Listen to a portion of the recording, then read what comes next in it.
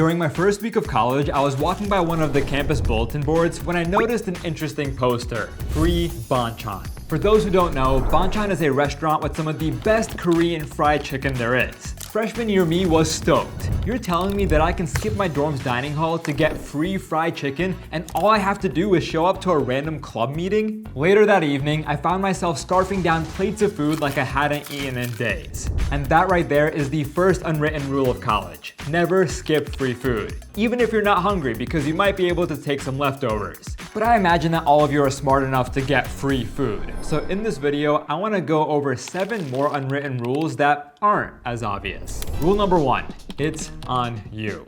When you walk into your first college lecture, you'll notice something different from high school. Besides being in a lecture hall with dozens, if not hundreds of students who look like they don't want to be there, you'll notice that your professor also looks like they don't want to be there. I'm kidding, kind of.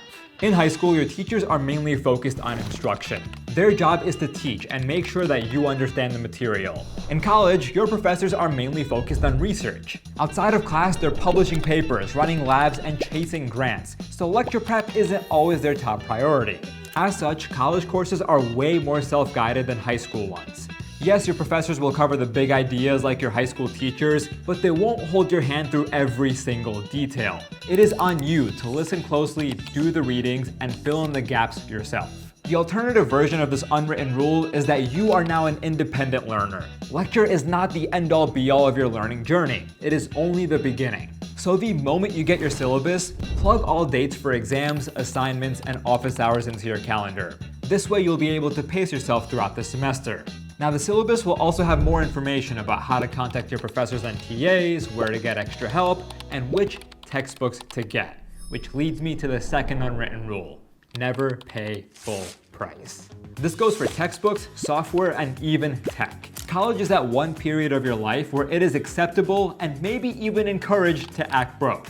Most students don't have the time to balance a job on top of their coursework, unless you're a business major studying your ABCs. Kidding. As a fellow business major, I can confidently say we also learned our 1, 2, 3s. And that was an important skill, because some of these textbooks would cost hundreds of dollars. So here are 3 ways to avoid paying that egregious price tag. One way is to go to your school's library. If you're fast enough, you might be able to find the exact textbooks you need. If not, you might be able to find an older version, which is likely also fine. Another option is to ask upperclassmen. Some might be willing to give you their textbooks for free, whereas others might want to make a quick buck off of you. In which case, we can resort to our final option, Facebook. You can head to Marketplace or your class page to find students selling textbooks at a crazy discount. But you shouldn't only hunt for deals on textbooks. As a student, you can get discounts on anything from streaming to study tools to dorm essentials. And speaking of dorm essentials, that brings me to my third unwritten rule. Your dorm room isn't an apartment. Yes, it's important to make your dorm feel like home, but figuratively, not literally. A few months ago, I moved my youngest brother into college and saw people coming in with appliances, furniture, and massive TVs. But the key is to hunt for smart alternatives, little things that can make your space more comfortable without going overboard. And that's where this projector comes in. Thanks to Google for sponsoring this part of the video, and shout out to Home Depot for partnering with me. I actually found this on the Google Holiday 100, which is Google's yearly list of trending gift ideas built from the top search trends. It is the easiest way to unwrap the holidays and become the best gift giver, because you're picking something people actually want. The moment that I caught this GPX beam projector from Home Depot, I knew it was the perfect gift for Cheyenne, because his room isn't that big. With this thing, he'll be able to project up to 140 inches of movies or games in 720p. It's got HDMI and USB inputs, Bluetooth audio for syncing with the speaker, and even Starlight projection mode, which I know he'll love because he's an astrophysics major. So yeah, your dorm isn't an apartment, but smart alternatives like this projector can make it feel like home. If you're stuck on gifts, just ask Google and check out the Holiday 100 list at the link in my description. Shout out to Google Shopping for helping me discover the top gifts of the year, and Home Depot for the perfect gift. Shop projectors and other great gifts at homedepot.com. And speaking of perfect gifts, your school gave you one the moment you enrolled, an EDU email, which brings me to my next unwritten rule, master cold outreach.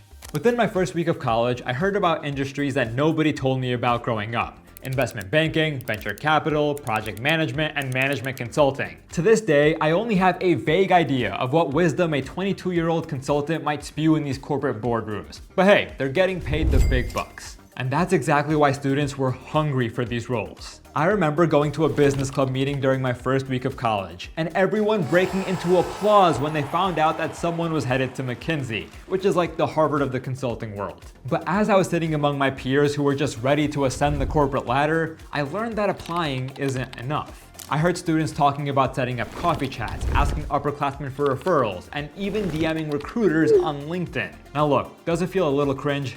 Yes. But is it important? Also yes. And that is where your EDU email comes in. In college, you need to ask for what you want. And you are in a lucky position because older people love helping younger, ambitious people. So say you email a recruiter or even an executive at a company. The second they see your EDU email, they are much more likely to respond because they probably had someone helping them one day and now they just want to pay it forward. And your outreach doesn't need to be anything fancy. Here's a DM that you could send a recruiter on LinkedIn. Pause and take a screenshot of this. This works great as is, but you should also personalize the message if you have room. And speaking of room, that reminds me of the next rule. Spend more time outside than inside your room. During your first year of college, a good way to gauge whether you're taking full advantage of everything is to notice how much time you spent inside your room versus outside your room. I lived in a single during my 4 years of college. In other words, I never had any roommates. And with all that personal space to myself, my room felt like a magnet constantly pulling me back in. Done with class, time to nap. Done with dinner, time to study. Finish studying, time to chill. This is a cycle that many students fall into, especially after the initial excitement of college fades after the first year. But it's important to realize that college will fly by faster than you can imagine. Just as important as your coursework are the people that you meet during your 4 years, because these are the connections that will become lifelong friends and mentors. A simple way to forge these connections is by joining a variety of extracurriculars. And notice how I said variety. Some of your closest friends might be people who are totally different from you. And so I guess another minor unwritten rule is to join a club outside of your major. If you're analytical, yes, feel free to join computer science club, but also join something like improv or debate. If you're creative, yes, join art club, but also check out entrepreneurship or engineering groups.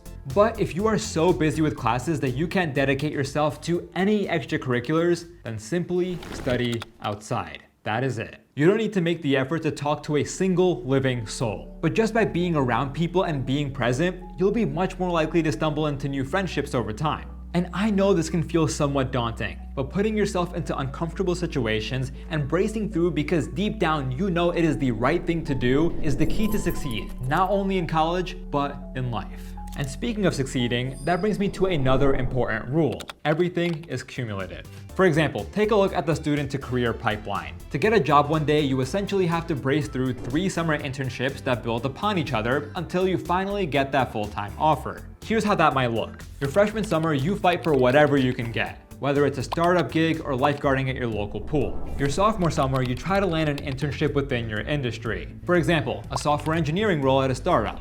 Your junior summer, you want to aim for an internship in your industry at the company you want to work for full time. So this could be a software engineering internship at Microsoft. Easier said than done, I know. And then during your senior summer, you just prepare for the corporate race. Now, if you're interested in academia or entrepreneurship, your summers might look a little bit different. But this is the standard path that the vast majority of college students will take. But in between these summers and your coursework are extracurriculars, which also have a cumulative effect. The reason you're able to land better and better roles each summer is because yes, your coursework is getting more advanced, but because you yourself are also advancing in your extracurriculars. Maybe you go from member to secretary, or maybe you go from secretary to president. It is very easy to look at everything in isolation and forget about the cumulative impact of your activities and internships. However, since I'm assuming most of you are going to college to get a high-paying job and a good ROI, it is important to keep this in mind. And speaking of things to keep in mind, here is a more lighthearted, unwritten rule to wrap things up. Track your laundry. A few days into college, I go down to the laundry room to wash my clothes for the first time. Not the first time ever, the first time in college. I check the washers and they all say 0 minutes, 0 minutes, 0 minutes. But they all still have clothes inside. Right then, another student walks in and I think, perfect, they're just gonna get their stuff and head back up. Nope, this student also had to do their laundry. So in front of me, they open the washer, pull the clothes out, and drop them right on the floor. And that's when I learned the final and most important unwritten rule. Do not leave your laundry unattended. Please, it actually gets very annoying. And with that, we've wrapped up this week's video. Be sure to like, subscribe, and leave a comment with your unwritten rules. Check out Next Admit if you need any college essay help, and I'll see you again next week.